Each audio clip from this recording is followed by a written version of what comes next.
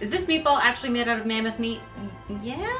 An Australian company called Vow said that they created a meatball out of cultured mammoth cells. The idea of cell cultured meat is that you grow meat in a lab rather than in an animal. You take a small cell sample from an animal, you bring it into the lab and you multiply it, and then at the end you have a bunch of cells and that's your meat. So ideally, from one sample from, say, a cow, you could make like millions of hamburgers. I've talked about this before and I am pro cell cultured meat, but I think it has some really big hurdles that it needs to clear before it becomes realistic. But what is this mammoth meatball? Like, we can't go take cells from a mammoth. It's not around anymore. So what they did is they recreated what we know about the mammoth genome and then they filled in the gaps with African elephant DNA. Then they took that and they put that into a sheep cell and then they grew up a bunch of those sheep cells and that's what they're calling the mammoth meat. Now, nobody ate this meatball and nobody is going to eat this meatball. It was meant to start a discussion about the possibilities of cell cultured meats and it's clearly doing that. So if you could make meat out of an extinct or rare animal, would you? Would you eat cell cultured meat made out of a cow?